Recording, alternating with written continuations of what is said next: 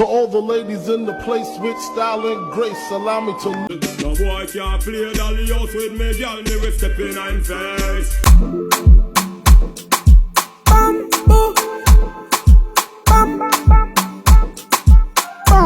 Did y'all see that in Jamaica, bro? There was a lady on her on a raft. She was getting her legs lotioned up, and she was like down like this missionary style, whatever. And then had his dick.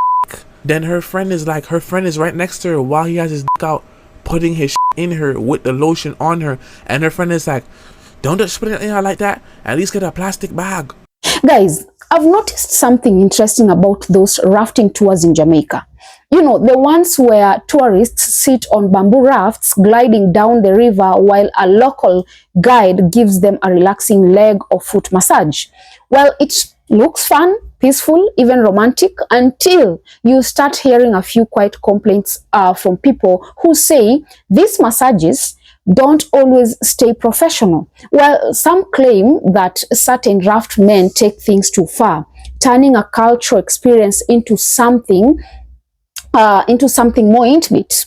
Now, I'm not here to sensationalize or accuse anyone, but it does raise an important question. When these lines get crossed, who's really at fault? Is it the men who offer these extra services, or the women who allow or invite or even enjoy it? Because at some point, what looks like harmless fun might turn to be something that crosses a boundary, one that both sides, share responsibility. You know how girls be getting their whole shit like rubbed down in Jamaica? Like, Yeah. they go to Jamaica. Yeah. I see some shit. It was like, this for sure counts as a body. Absolutely on them rafts, on the Yo, bro, you let some homeless Jamaican motherfucker rub on your legs, that's a body. Oh, That's absolutely. That's a body, and you got some spinning. But listen, you see, they only show on the legs. You feel me? They don't really. Yeah. Oh, that's absolutely. This is true. Nah, but I done seen the other perspective, a little bit distant, full body, bro. They are rubbing the fuck your bitch out there, bro. Nah, absolutely. Don't let your shorty go to Jamaica, bro. Yo, they out there I wild. always see you go on whitewater rafting with a Jamaican dude. Oh yeah, with her friends. It's up. It's up. Oh man, listen. Girlfriend, I wish you would go to Jamaica on a motherfucker. You coming off of that plane single. They be getting the paste all over the leg. It's not passing the knee. If y'all have a chick and she, oh, we're going on a girl trip, bro. I promise you, you need to be single. Dude, I've been Tyrone. I know what goes on those girl trips. The person behind the camera that's taking all the pictures that y'all never see is Tyrone. Tyrone is the other plate or the other cup that's taking the picture. That you see the cup and the plate, but you don't see Tyrone. That's Tyrone. So I've come to find out it is not common knowledge that those rafts that everybody goes on in Jamaica are actually a huge just sex ring. And if you think that you're about to get that limestone massage, 9 times out of 10, you let them do a full body massage or they gonna massage your Gucci lips. Alright, sex ring is wrong. I should not have worded it like that. However, there are a large majority of women travelers that go to that specific excursions on purpose because they know that those men are more likely to have sex with you if you ask them to, and they go there for that reason. Those Jamaican river rafting guys are not the problem. We need to be talking about the women. I've been on the bamboo rafting excursion maybe like 3 times in my whole entire life. And I think that people really focus up on the fact that, they are, where they be trying to do this to you, they be trying to do that to you. But they only do that to you if you allow it. And I think that people miss that. And it's just like with any other man. If a man wanna deal with you like that, then he's gonna deal with you like that. Now, let's start with what we know. These raft tours are meant to be relaxing. A bit of sun, music, and connection with Jamaica's beauty. The raftmen are part of that experience. They are friendly, charming, and often very good at making tourists feel special.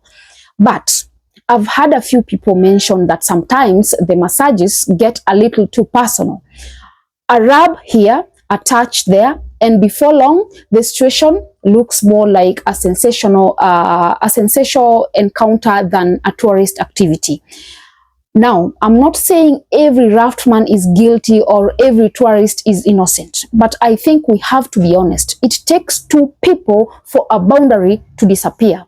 If the man chooses to extend the service beyond professionalism, that is wrong. But if the woman allows it or even encourage it, that's also a conscious choice. Both sides have a part to play in how far things go. Here's the truth. These raftmen aren't predators. They are workers trying to make a living in a country where tourists pay the bills. Their job is to make visitors feel comfortable and entertained. Many of them take pride in giving that unforgettable, Jamaican experience, the calm river, the conversation, the laughter, the charm. But sometimes charm turns into temptation. And when that happens, it's not always clear who started it. Some tourists flirt, some raftmen flirt back. The line between professional hospitality and personal intimacy starts to blur. And that is when people get uncomfortable. I've heard stories where some women admit they felt flattered, even excited during these raft rides. They didn't stop the touches because in the moment it felt harmless. But later, when the videos spread online, they started to regret it. So again, who's really to blame?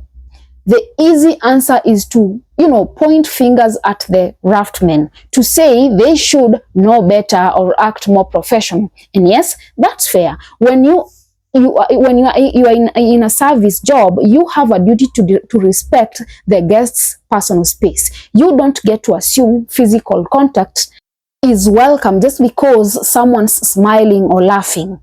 But the truth is, not all of these encounters happen without consent.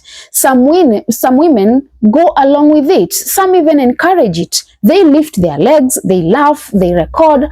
It becomes entertainment, not for culture, but for attention. And that is where we have to talk about personal responsibility. No one forces anyone onto those rafts. No one forces a man to keep touching.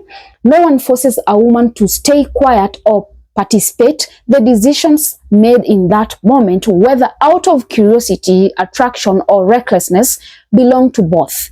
That's what makes this issue so complex. It's not just about morality, it's about accountability. The raftmen, if they are extending those massages into something sexual, are clearly crossing a professional boundary. They are risking their jobs and the reputation of Jamaica's tourist industry. But the women too must recognize that when they let those acts happen, they are part of that decision. And again, let's be real. It's not only about infidelity or image. There are real health risks involved. If any of these interactions lead to unprotected sexual acts, and some people claim they do, that opens the door to infections, diseases, and emotional consequences that can last long after the vacation ends. It's easy to say it's just fun until someone gets hurt. We also have to think about the bigger picture, how this affects Jamaica's image around the world. Jamaica is known for its music, its warmth, and its people. But when stories like this spread, they overshadow the positive culture and turn the focus toward scandal. That is not fair to the island or to the honest raftmen who respect their work.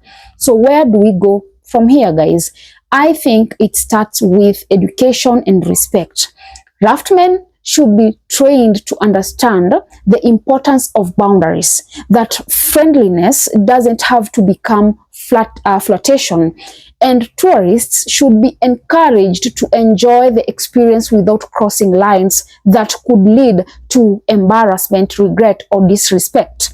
Because at the end of the day, both sides lose when boundaries are ignored. The men lose their reputation, the women lose their dignity, and the culture loses its respect. So before anyone points fingers, we may need to pause and ask, are we protecting the culture or exploiting it for a few minutes of pleasure and attention? Sometimes the difference between right and wrong isn't about who started it. It's about who could have stopped it. And when it becomes to these raft tours, maybe it's time both sides start saying enough. Let's keep it respectful. Yeah, guys, let me know what are your thoughts about this particular topic. Also, remember to subscribe, like, and share as well. And until next time, bye-bye.